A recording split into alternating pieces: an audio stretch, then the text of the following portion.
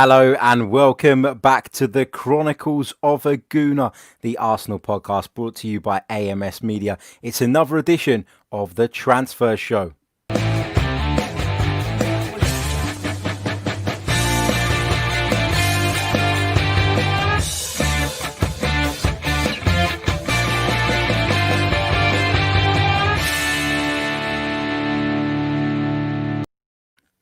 Hello, how you doing?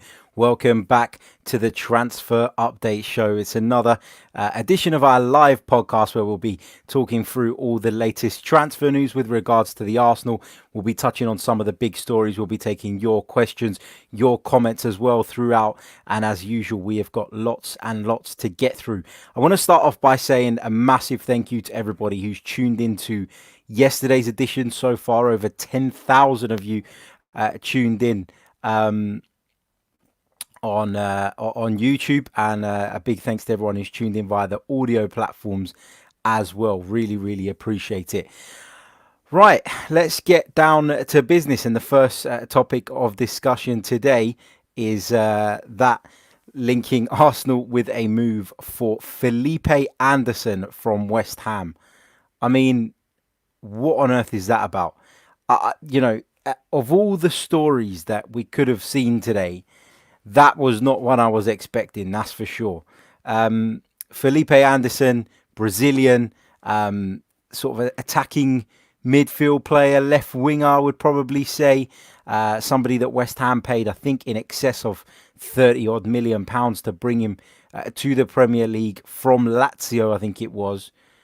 But he's never really cut it, has he? He's never really cut the mustard in London. 11 goals in 67 appearances for the club. Just one in the Premier League last season in 25 appearances. So, it's a strange one.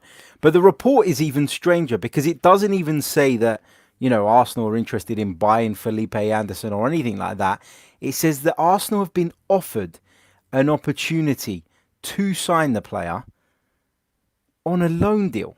I mean, what is that about? Why would we go out of our way to, first of all, bring Felipe Anderson in, and secondly, on a loan deal? It just makes no sense. And I know that we have been speaking a lot in recent times about Arsenal's finances and Arsenal's sort of,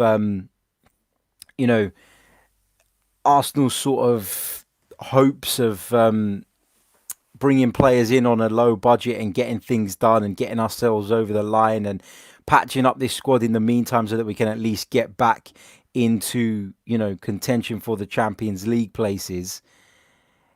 But this is just stupid. I read this report when it came out earlier, and I couldn't believe what I was reading, and I would love to hear what you guys think about this as well, because I just think it's complete and utter nonsense. The report goes as follows. Arsenal have been offered unsettled West Ham winger Felipe Anderson, whose impact in East London has considerably waned since an impressive debut campaign. So the original reports come from 90 Min.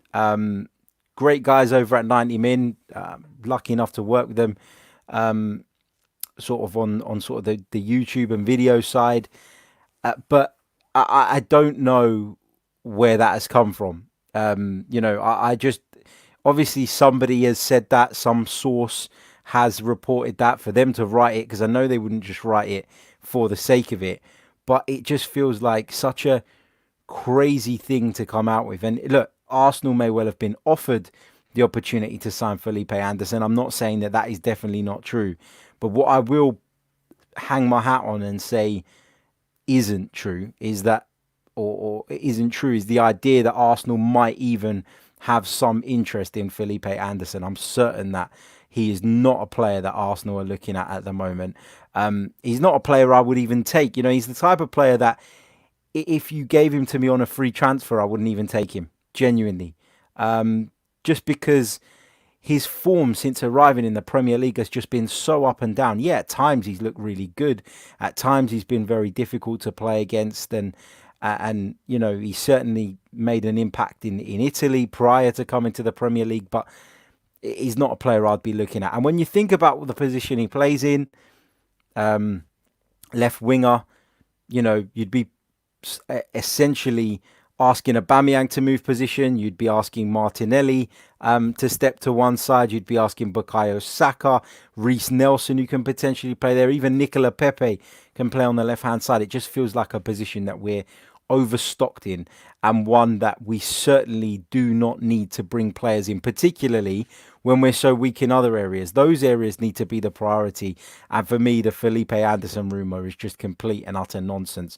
I can't rule out that he's been offered to Arsenal, of course, and I'm not saying that, but whoever did offer him to Arsenal, they must have been smoking something if they thought that Arsenal would actually be interested in Felipe Anderson, that Arsenal would actually pursue Felipe Anderson. And again, with football, I'm never going to rule anything out completely, but if Arsenal go and sign Felipe Anderson, I'll be very, very disappointed. This is supposed to be a new era. This is supposed to be a new dawn. This is supposed to be Arsenal rebuilding and pushing forward again as a football club. And Felipe Anderson is not the man that's going to do that for us. There's absolutely no question in my mind about that whatsoever. So let's cut it there on Felipe Anderson, but it is a story that has gathered pace today. It is a story that was initially broken by 90 Min, but appears to be cropping up in all kinds of places at the moment.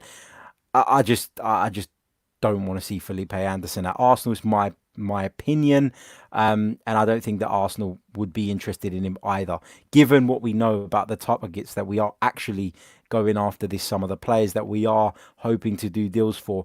Felipe Anderson just doesn't fit in that bracket anywhere. And had we not signed Willian, then maybe I would say that there's a bit more in the Felipe Anderson thing, and possibly Arsenal would consider picking him up on a loan if it meant saving money, if it meant bringing in a squad member to backfill a position that we were a little bit short in. But as I said, we're not short in the left wing position. I didn't think we were short in the wing positions as it was, but we've gone and got Willian, who is another winger who can play from either side.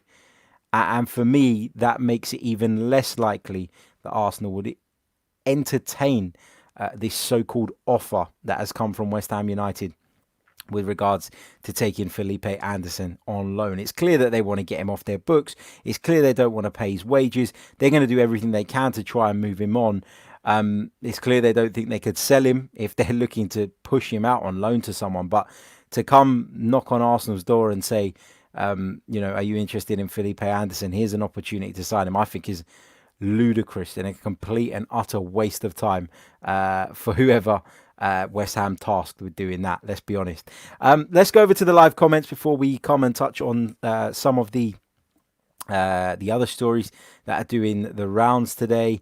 Winnipeg Swahili TV says, how is the Aubameyang situation? As far as I know, my friend, the Aubameyang situation is as it was.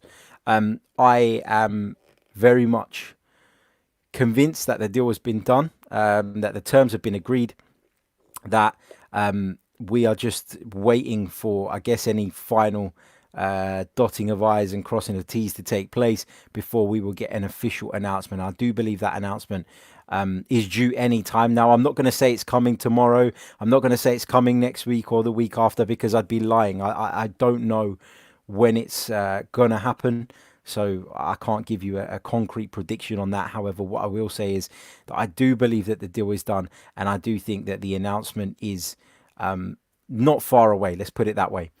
Just talking about Felipe Anderson. Femi says, afternoon, Harry. I don't think we need Anderson, though he is a quality winger. Jay Bowling refers to the Edu influence, e.g. Willian, Luis, Gabriel, Martinelli, and now possibly Anderson. Are we going to become mini Brazil? I suppose there are worse nations that you can build your footballing philosophy around, that's for sure. F4 Freestylers, he's a bit more optimistic about Felipe Anderson. He says he's playing for an average team. If he has better players around him, then he would become better. Yeah, look, I do take that into consideration. I just think that when you're talking about someone who, is supposed to be of a high caliber, someone in my view that would be good enough to play for Arsenal Football Club, a return of one Premier League goal in 25 games, and one goal in 27 in all competitions, That's just simply not good enough. And even if you're playing in a poor side, look, there are players in the relegated sides that have got better sort of returns than that. So I don't feel like that is a complete excuse. I think it's one that people will obviously point to, and it's a factor that you have to take into consideration. But for me, that isn't the be all and end all. The fact that West Ham weren't very good last season, he still didn't perform. He still didn't perform, and that's the bottom line. And I've seen nothing from Felipe Anderson in the last few months to suggest that he's got what it takes to go and play for a bigger club now. I feel like when he came to West Ham, it was very much, I'm coming from Serie A to the Premier League. I'm sure the money was very, very appealing. He's 27 years old. He probably felt like West Ham could be a bit of a stepping stone for him. But now we're in a situation where West Ham are offering him to people, which tells you all you need to know about how his West Ham career has gone and how they feel about him right now. Jam Krista says, what do you make of Ozil training with the first team, looking fit and smiling? Look, Ozil's PR game is top class, isn't it? It always has been. He's going to make sure that he's looking in good spirits, that he's looking to carry himself in a certain way, because he knows the cameras are there. Mesut Ozil has always been very good at that. He's always been very media savvy.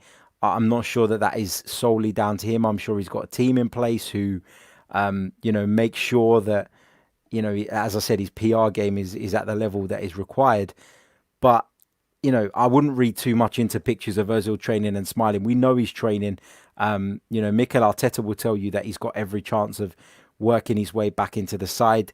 I'm still very much of the belief that, Mesut Ozil is an option and someone that should at least be on the substitutes bench, because I still believe he's better than some of the players that we're being sort of forced to turn to now from our reserves. Look, we've spoken a lot about this, and we talk about the formation that Mikel Arteta currently plays, which requires a midfield pivot of two, doesn't have a number 10.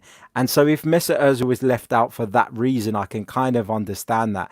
And I can get on board with that. And I trust in Mikel Arteta that is the right thing. You're not going to hear me complaining about him not playing when we don't play with a number 10. But I still think he's worthy of a place on the substitutes bench. I still think that he's someone you can bring on when you may be struggling to break teams down. And I think that whilst we've seen some really positive performances from Arsenal of late, with regards to, sort of shutting the better teams out, sitting deep and looking to break, we're going to face some very different challenges over the course of this season. And so I wouldn't rule out using Mesut Ozil at all. I think he can still be of some use during the course of the season. And I think that,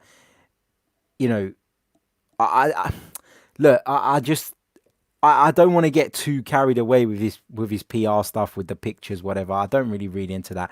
The club put out what they want to put out, and Mesut Ozil would have been fully aware that the cameras were on him. So I wouldn't rule him out of playing ever again for Arsenal. It's clear that in the club's view that he is deemed surplus to requirements now. They do want to move him on for financial reasons.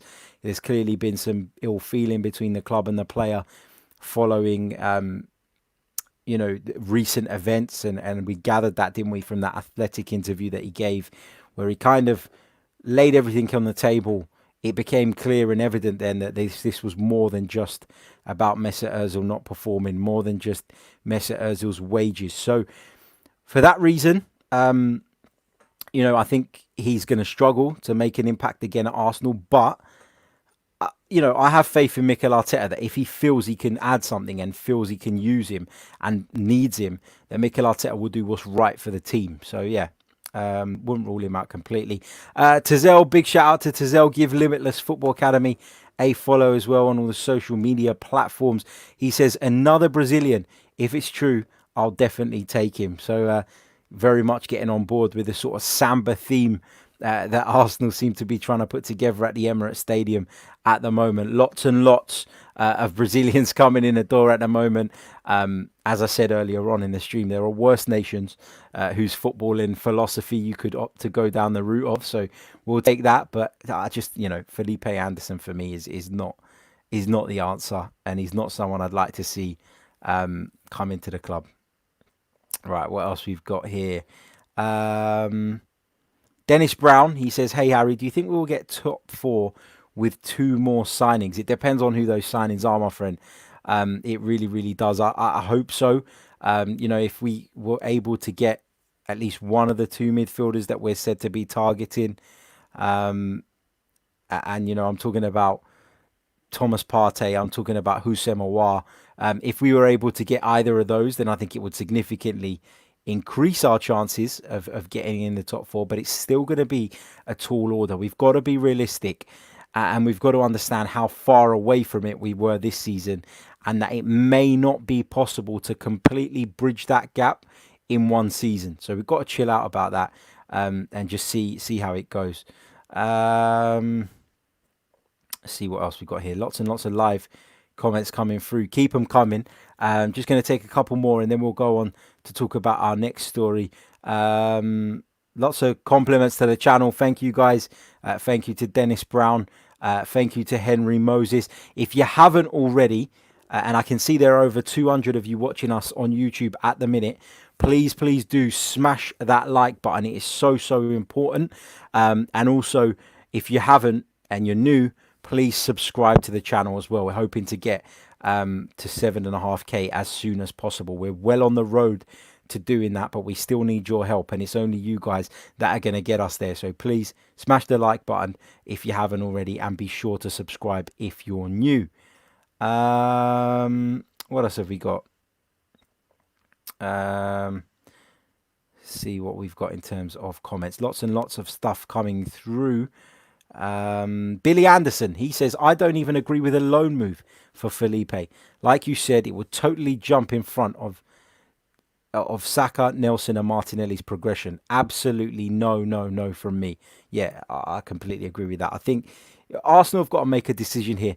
If we're talking about a world-class winger who becomes available on a loan, it's a no-brainer. If we're talking about someone in form, someone that you look at and you automatically believe that he will improve the quality of your side, then you do it, don't you? You get the deal done, you take it, you move on. But Felipe Anderson is not that player. Felipe Anderson hasn't performed for a long time in a West Ham United shirt. Therefore, what guarantee is there that he will perform at the Emirates? And if West Ham are looking to move him on and move him on loan, it's because they don't want to pay his wages.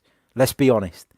And if they don't want to pay his wages, it signifies that his wages are probably a little bit OTT.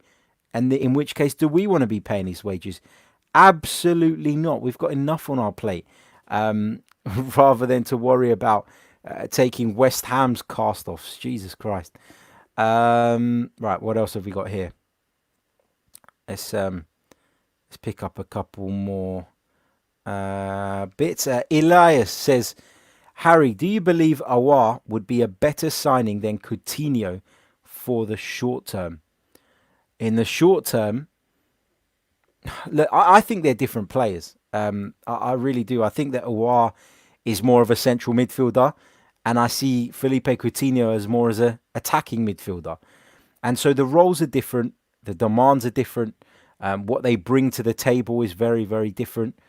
And I think that given that we look as though we're going to, at least for the time being, because you're asking me about the short term, play with this midfield pivot, this deep-lying midfield pivot, then I think Symeou would be better suited to that rather than Felipe Coutinho. That's not to say I don't like Coutinho. I think he's a fantastic player. I think he was excellent during his time at Liverpool. I think he was okay at Barcelona, okay at Bayern Munich. The talent is there. There's no question about that. But for me, I'd rather be looking sort of with a view to the future, and that's why I would rather that we got Aouar in instead. Let's move on to another topic. Sorry, Sorry. Another topic of discussion that has obviously made some headlines today, and that is with regards to Sokratis. Now, we know that Napoli have shown an interest in the Greek international defender. We know that they are keen on taking him to the San Paulo as they missed out on Gabriel. They're obviously bracing themselves as well for the possibility of Kalidou Koulibaly moving on as well. And that interest today, or recently, has been confirmed by Aurelio De Laurentiis, the Napoli owner. There's been lots and lots of talk about it. And he said this: "We are working on signing Sokratis Papastathopoulos from Arsenal. We consider it an option." That's what he said to the reporter. So De Laurentiis, renowned for being very upfront with the media. He doesn't hide things. He says it how it is. And he's made it clear that Sokratis is one, and well, I guess you can take from his comments that he's one of the options that Napoli are looking at in the central defensive department. So there is a chance that Sokratis will join Napoli. Brings me on to a report actually that was from Charles Watts earlier on, the Arsenal correspondent for Goal. I saw a video on his YouTube channel where he was discussing this very subject, and he said that it's not a given though, or a definite, I think was the word he used, that Sokratis wants to go to Italy or that he will end up in Italy. He speaks about the fact that the Greek defender has recently had a child. He's happy with life in London. He's got one more year on his Arsenal contract, and it is a very lucrative contract that he currently has. Will he be willing to give that up? Will he prefer to just sit there and collect his money? And I know I come back to this again, clubs will try and force players out. What, you expect Sokratis to want to play football, etc., etc. But he's a player very much in the, I'm not going to say at the end of his career, because I feel like that'd probably be a bit premature. He's 32 years old, but he's in the twilight of his career, isn't he? He's certainly heading towards the end of it, the back end of it. Is he in the mode now of, I just need to make as much money as I possibly can? I've said it before, Italy and Greece culturally quite similar. Probably wouldn't be too difficult a transition for him. He's obviously got his mate Kostas Manolas there as well. They're very good friends. They've played together an awful lot in the past, and of course Sokratis has spent time in Italy before, hasn't he? He spent some time at Genoa, who signed him initially from at AEK Athens. He spent time at AC Milan, so he would be no stranger to Italy if that move was to materialise. But it's not 100% nailed on that Sokratis will end up at Napoli. If I'm going to predict, I probably think, yeah, it's likely to happen. But can I sit here and say 100% that deal is done? No, I can't. Contrary to some of the reports that have been coming out of Italy over the last few days. Let's see what else we've got here as well in terms of you guys' comments. Keep them coming. Bear with me while I just scroll through. When talking about transfer targets, or Larry says the most important now is Partey. We can manage Ceballos as centre midfield. Yeah, look, Thomas Partey is very much Arsenal's priority target. We've been banging that drum throughout this window. Nothing's changed, and nothing's changed in the sense of Arsenal wanting him, and nothing's changed in the sense of Arsenal not being, I don't know if it's willing or able right now to pay his minimum fee release clause. So we're going to have to wait and see what happens with that. It's something that could develop as the weeks go by, could develop if Arsenal are able to move some players on and raise some additional funds. But for the time being, there is no movement on that. But he is, of course, the club's priority. What else have we got? Indigino, he says, oi, oi, Harry. Great streams, all my best from Canada. Thank you very much for tuning in, mate. Really, really appreciate it. Marble Halls TV says, do you reckon Saka can win PFA Player of the Year, Harry? It's a tough one, isn't it? Because there will be a number of strong contenders for something like that. There always is. And I always have this question mark around the age for the PFA Player of the Year. I feel like it should be brought down from what it currently is, to give sort of those youngsters more of a level playing field. Because often you get players like Saka who will probably play a bit part, will be in and out of a side, and then they'll end up not getting a look in on an award like that because they're going up against someone who's a couple years older and has now established themselves as a first team player. So look, he's got the talent. I expect him to play a bit part for Arsenal next season, though. I think he will be someone who will be in and out of the team, much as the way he has been since he signed the new contract. I think Mikel Arteta is very wary of overdoing it with him, and rightly so. He is still young. He is still learning. So if you're asking me if he has the talent to do it, yeah, certainly. If you're asking me if I think he will win it, and if he'll be given the award, then I don't think so, my friend. What else have we got here? Let's keep going through your questions. Jay says, Harry, ain't Napoli interested in both Sokratis and Mustafi? That's the report. Well, that was one of the reports that was doing the round, but the Mustafi stuff seems to have fallen away. There's not been much of that lately.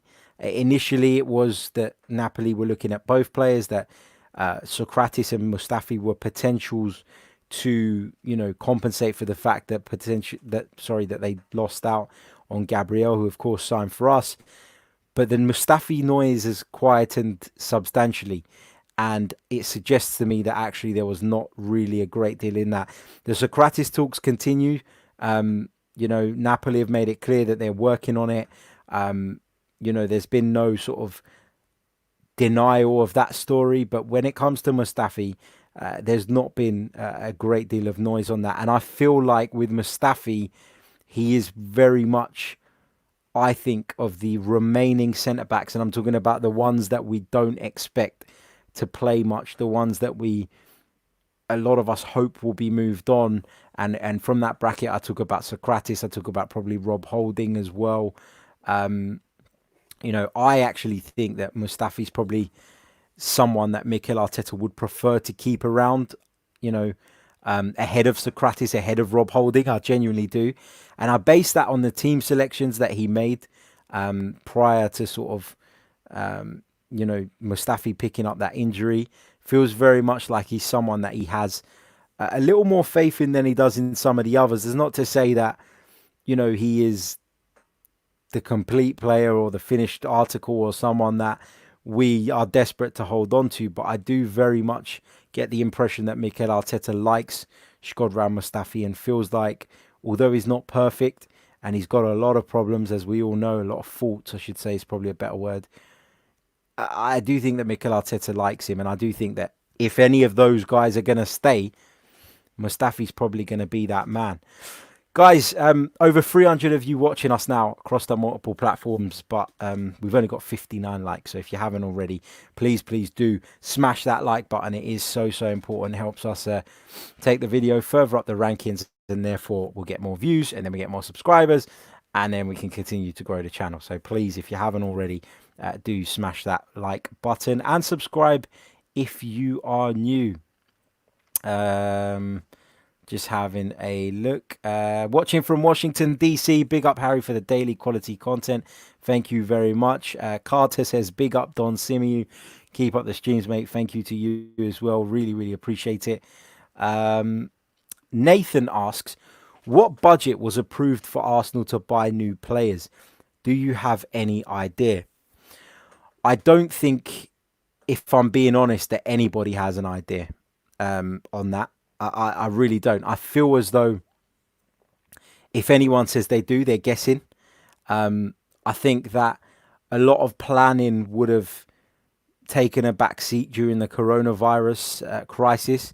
It would have gone from sort of looking ahead to the new season as the priority to how do we navigate through these difficult times, and it's all hands on deck, and we just need to get through this period first, and then we can relook at it. I don't think there is a specific budget.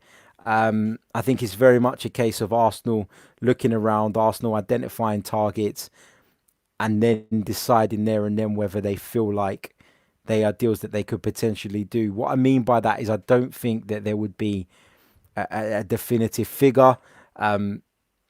I think it would be very much dependent on who became available, who goes out, and sort of various other factors as well. Look, every transfer window we get a report, don't we, from some journalist who claims to be in the know, who says this is the exact amount Arsenal are going to have to spend this summer. And then we all get pissed off about it. We all get disappointed. We all get angry. We all point the finger at the Chronicles and say, why aren't they putting in any money? Where has our money gone? Blah, blah, blah. You know the drill by now. It happens every year. It's a cycle. But this year we never got that.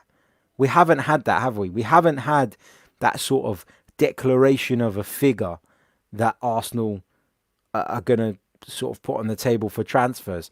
And that is telling, because it means that not only do these people not know, and I think they never really know anyway, but they don't even have an inkling. They haven't even had an indication, because believe you me, if they had an indication, they would have pulled some figure out of their arse and brandished it around and shown it to everybody and told them this is what they got information from within the club, blah, blah, blah. You know the drill by now. So, yeah, I think it's telling that we haven't even had that. I think it suggests that the budgeting has kind of gone out the window. It was very much about getting all hands on deck to cope through the coronavirus crisis, making the necessary changes, and then sort of taking things as they come in the next few months. Also, you've got to think about, what if there is a second spike and football stops again? What if they're hoping, I think they'll be cautious in their planning because of the fact that they don't know if football's going to stop again. They don't know what that would mean in terms of financially to them if it was to happen again. So, yeah, in answer to your question, I don't think there is a specific budget in place. Really don't. Let's see what else we've got here in terms of your comments, and then I want to touch on a couple of other bits and pieces before we go today as well. Let's see. Ian Barron says, hi, Gooner. I am a Darlington fan where we were made bankrupt in 2011, reformed 2012. I've had 3 promotions and are currently a fan-owned National League North club where we were demoted 4 leagues. I seem to remember you bringing this up before. Congratulations. I'm glad.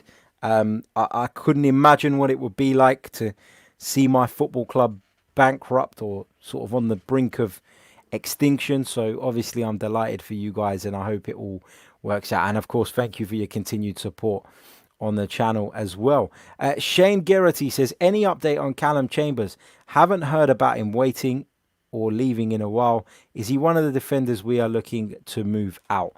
Obviously, Callum Chambers has been injured, hasn't he, since Mikel Arteta came into the picture. So I think that Callum Chambers is someone that Mikel Arteta will probably want to look at because, again, similarly to Ainsley Maitland-Niles, and obviously he's not as versatile as Ainsley Maitland-Niles, but he does have that versatility. He is able to play at full-back and he is able to play at centre-back. Some would argue that he can play in defensive midfield as well. So I think that Callum Chambers is someone that Mikel Arteta will probably want to look at. But for this moment in time, obviously Callum Chambers, it's all about getting fit again for him. He's 25 years old. He's at a point in his career where it's kind of make or break now, I would say.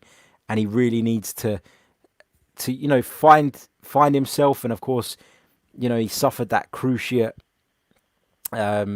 ligament rupture back in December. I think it was between Christmas and New Year's. He's supposed to be back training and back sort of, I don't know, sort of the extent of the training that he's doing and how, far down the line he is in terms of has he joined up with a football team completely. I'll be honest, I don't know that. But I think he is someone who just needs to focus on getting fit again. And I think until Mikel Arteta gets the opportunity to look at him properly, I don't think there'll be a decision on Callum Chambers. I would caveat that though with if a massive offer come in. And when I say massive, I don't mean 100, 120 million. I mean an offer that is relative to what Callum Chambers is worth at a good price. Then I think you probably will see Arsenal consider that.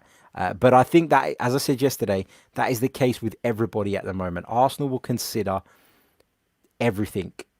Everything that comes across the table in terms of offers, they will consider. It doesn't necessarily mean that they'll accept or they'll reject, but I think they will look at everything just because of the situation that we find ourselves in. Let's see what else we've got here. Mirza says, who do you think will be first choice on the right wing, Pepe or Saka? I think it's going to be Pepe for me. I think Pepe will very much be the starter. I think we've seen glimpses lately of what Nicolas Pepe can bring to the table. I think this current system allows him to get in field a little bit more as well. It allows him to get up in support of the false number 9, particularly when Alex Lacazette plays. And I think you'll see a better season from Nicolas Pepe this time, second season and all that. But I think we can expect more from him, and I think he will very much be Mikel Arteta's first choice in that position. I said it earlier on. I do think that Saka will be in and out of the side throughout the course of this next season. Right. Serge says, hi, I love the show. Thank you very much, Serge. Appreciate you joining us this afternoon. Is it afternoon? Is it evening? I don't know. Whatever it is. Let's see what else we've got. Let's quickly pick up one more comment and then we'll go. We've got a couple of other bits I want to discuss as well. So I want to get onto those as soon as possible. Here we go. Rahil says, Joe Willock, keep, sell or loan? I think that Joe Willock at the moment is an impact sub. He's someone that comes on when we run out of legs. He's someone that isn't trusted in the centre of midfield because he's a little bit more attack-minded, I think, than Dani Ceballos or Granit Xhaka, for example. I think that his energy is useful in the latter stages of certain games, and we've seen that. We've seen that work to our benefit. We've seen him be brought on in sort of one of the 3 forward positions at times, just because we're looking for those legs, we're looking for that energy, we're looking that when the ball gets played up the pitch, that it can stick, that someone can run with it, carry it, give us a breather. I think that Joe Willock will stay at the club. If you're asking me what I would do, again, when you're considering sells and you're talking about the possibility of moving him on, it's totally dependent on what offer comes in. And I know that's an obvious thing to say about transfers, and it feels like I'm copping out of it when I say that. But I genuinely think that this year, this transfer window, more than ever, is one in which it's just something that you just look at the time and you take stock and you say, is he worth it? Is this player worth what I'm being offered? Yes or no? And you make a decision on that basis. If someone's willing to overpay for someone, you move them on. If someone's trying to underpay, then as long as you can financially, you reserve that right, don't you, to say no, and to make that decision. But with Joe Willock, I think that he's playing a bit part role at the moment, but I do think that he's someone that Mikel Arteta likes, and he trusts him at certain stages of games. He doesn't trust him for 90 minutes just yet. He doesn't trust him in the centre of midfield, but he does trust him to come on and backfill certain positions in the latter stages of games. And for that reason, I think that actually he will probably stay. I don't think he'll go anywhere. Eamon says, hello from NYC. Love your lives. Thank you very much, mate. He says, really helps me stay connected with Arsenal-related transfer news. Why do you think we're always paying more than what we get back for the players once selling them? I think that is something that all big clubs will experience a lot of the time. There are some clubs who somehow manage to bring in money or more money than they've bought players for at times. But I think when you're a club like Arsenal, who are one of the bigger clubs, but at the moment are underachieving, you look at the likes of, let's take Lucas Torreira, I think is a prime example on this. If we do move him on, if he does join Fiorentina as rumoured, we will be losing some money on that. We will be coming up a little bit short financially.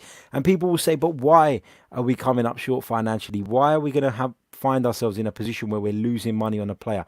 The reality is this: when Arsenal go knocking on someone's door for a player, the price automatically rises. And that is something that all big clubs have to contend with. When it's the other way around, though, when a player like Torreira, who, and I stressed this yesterday, I don't think he's had a bad time at Arsenal, but I don't think he's been as good as we had hoped, and I don't think his career has particularly taken off at the Emirates Stadium. Therefore, people will look at that, and so in their eyes, his stock is not as high as it once was. Add to the fact that the clubs looking to sign him are most likely going to be smaller than us. Take Fiorentina, for example, less financially powerful than the Premier League clubs, which they certainly are in Serie A.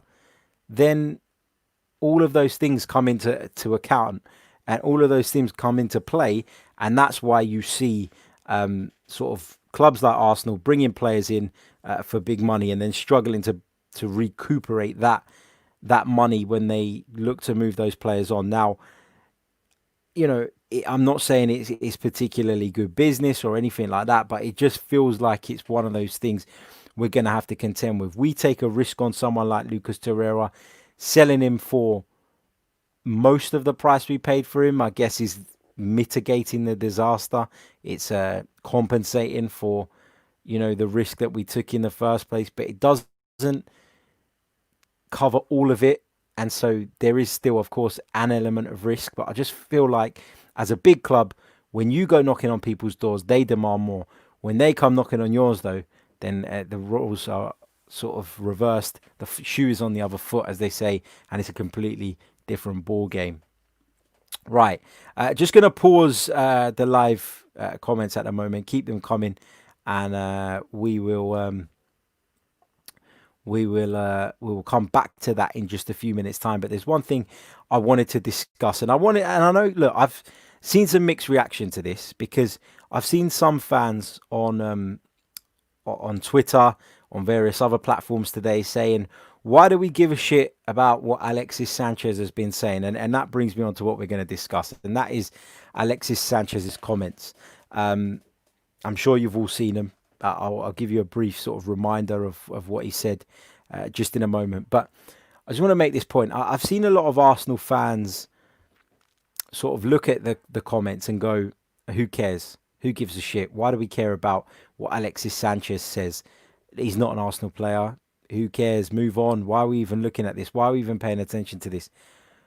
I do find it interesting as a fan to hear things like that. I really do. I find it interesting to hear the player's side of stories. I find it interesting to sort of get more information from the various sort of parties that would have been involved at the time. And Alexis Sanchez has given us a bit of insight into what he felt when he first joined Manchester United. And, you might not care, and you can care about something, but you can be interested in something without caring about it. To care about it would be to get upset about it, would be to get happy about it. My feeling towards Alexis Sanchez's comment is completely indifferent. I don't particularly feel any way or the other about it, to be honest.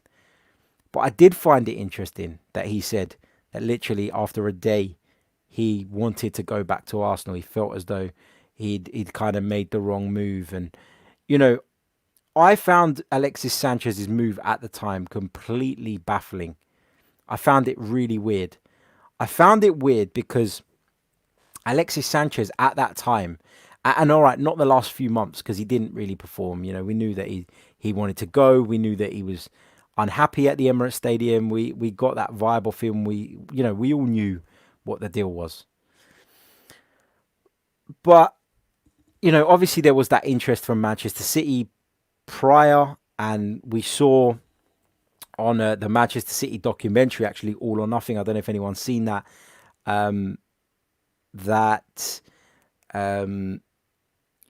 City did want to bring him in, but financially the deal didn't make sense anymore after a certain point. So having kicked up such a stink to leave the club, Alexis Sanchez found himself in a shit position where, having done what he'd done, he was then forced to move on. And unfortunately for him, his first choice, his preferred destination, pulled the plug on the deal. And Manchester City were no longer in the race to sign Alexis Sanchez. But he couldn't stay at Arsenal after all of that. He had to move on. And unfortunately for him, Manchester United was the wrong destination. Manchester United under Jose Mourinho, just what were you doing? What were you doing? I felt at the time, like, I know Manchester United's league position was better than ours and all of that jazz, and I just never felt that under Jose Mourinho, Manchester United were ever going anywhere. And I just never felt that they were going anywhere. And so I couldn't understand why he decided to join them. And again, I go back to what I was saying, that the other option, which was no doubt his primary option, pulled the plug on the deal. There was no longer an offer on the table, and he didn't really have a choice. But I guess the point I'm trying to get to is that when he joined Manchester United, I never at any point thought, yeah, that's the right move for you. I get why you've done that. And as much as it pained me when Van Persie went there, I got why he did it. I got why he did it. I got why he moved to Manchester United. At the time, Manchester United were in a position to challenge for the Premier League title and Arsenal weren't. And he got his reward. He got a Premier League title. Yeah, he tarnished his reputation with the Arsenal fans a little bit, but he got what he wanted out of his career. And as a footballer, that's what you do, isn't it? You prioritise yourself to a degree. So, I don't know, man. I heard the comments from Sanchez. I read them, whatever. And I just found it interesting. And I'm not saying, and again, I'm probably going to get pelters about this in the comments, because I know there are a lot of you that don't even want Alexis to get the airtime after what he said and all of that jazz and stuff. But for me, I find it interesting. I find it so interesting to hear that the culture at Manchester United was so different, and in his view, I guess, toxic at the time, that he just could tell after one day that it was not the right move. It was not the place for him. We know he went for money, because you didn't join Manchester United at that point if you were going there with ambitions. If you were going somewhere to win things, you'd have gone to Italy, you'd have gone join Juventus, you'd have gone, to Man City. He made a poor decision, and that's that for me. Don't think we should beat him up over it too much. Arsenal weren't going anywhere at the time, really. And as fans, we would moan about it every single week. But we had this attitude that if the players moaned about it, that wasn't okay. But it was all right for us to kick off. It was all right for us to go to the stadium with Wenger out banners. It was all right for us to protest. It was all right for us, to shout and swear. But if a player thought that the club were lacking ambition, well, that was regarded as betrayal, as treason almost. And that I can never get my head around. So, yeah, look, interesting comments. Just wanted to touch on it briefly, and that's that. But I don't get why he's getting even more abuse from some fans having made that admission. I think fair play to him. He made a mistake, and he's come out and spoken about it. Big Gunner D on that subject, he says, yes, Sanchez was man enough to admit his mistake, and I respect that. Dimitri says, Arsenal and Greece, wish I could give you more likes for the jersey. I wish you could as well, mate. That reminds me, let's check out the likes at the moment, because I know they're not where they need to be just yet. Let's have a quick look. Let's see what's going on. Over 400 of you watching us on YouTube at the moment. There's only 100 likes.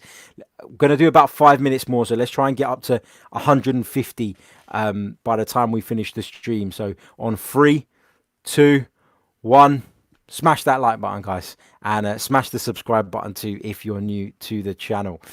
Kevin Campbell, Arsenal legend, he says, you don't realise what a club the Arsenal is until you leave and you realise there is only one Arsenal. Absolutely. Huge football club, brilliant football club, classy football club. And when you look at the players that have left us over the years, very few have gone on to bigger and better. Let's be honest. What else have we got here? Um, Rydog says Alexis got a case of the Chleben song. Guy had a massive club with a massive fan base, loving every stupid thing he and his dogs did, and took it for granted. Love that. Um, what else have we got here? Um, what else? What else? What else? Sorry, just checking out the comments. Chandan says, I feel sorry for Alexis. He made a bad choice for money. He should have stayed and become a legend. But we wouldn't have got Oba if it weren't for him leaving. Agreed. Zana says, I don't have sympathy for Alexis because he's responsible for that. The Gotham Knights channel says Sanchez is an idiot. Josh Connor says, I think there is one club for everyone. Arsenal was Sanchez's.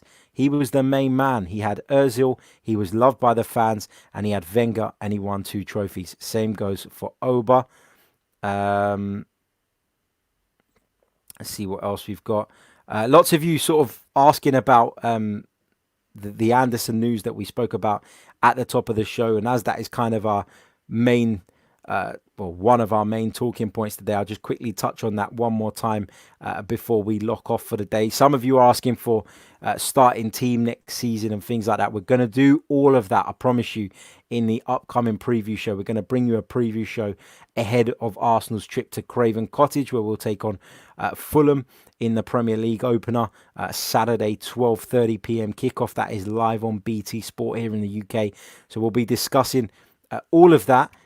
Closer to the time, we'll be doing a full-blown preview show. But just going back to the Felipe Anderson news, for those of you joining us late on the live stream, West Ham have apparently offered us the player on loan. As I said right at the top of the show, I think it's ridiculous to think that Arsenal would be interested in Felipe Anderson on loan, particularly having brought in Willian, who can play on a flank position, can play as a sort of attacking midfielder as well. I just don't see it happening. Really don't. And I find it laughable that West Ham have come to us trying to get rid of one of their sort of unhappy parties and push him on to us. You know, we've got enough of those of our own. We've had enough of those of our own over the last few years, so we don't want another one. So thank you, but no thanks. That is that. Thank you so much for tuning in. Massive numbers again. Really, really appreciate it. Like if you haven't already. We've got people tuned in at the moment from all over the world, which is amazing. Wanders is watching from Calgary in Canada. Thank you so much, mate. Ogochukwu is watching from Toronto. So lots of you tuned in at the moment from the different corners of the planet, which is lovely. Thank you all so much. And we're going to be back very, very soon. I think we'll probably bring you one stream over the weekend. Not sure exactly when it will be. Let's see how the weekend goes. But bracing myself for a very busy week next week with the Premier League due to start. The transfer window still very much alive as well. So lots and lots to catch up on. There will be lots to do. And so I'm going to take a chilled one this weekend. And we'll be back in a few days' time. Possibly over the weekend, but if not on Monday, to keep you up to date with all the latest Arsenal news. And if you're listening via the audio, thank you so much. Hit the review button as well, and leave us a review, 5 stars if you fancy it. And subscribe to the channel if you're new. Like the channel, like the video if you haven't already. And muddling up my words there. That's how you know it's Friday. It's Friday evening. Chill out, enjoy the last weekend before the Premier League comes back and our stress levels go through the roof once again. Until next time, take care of yourselves and stay safe. Thank you.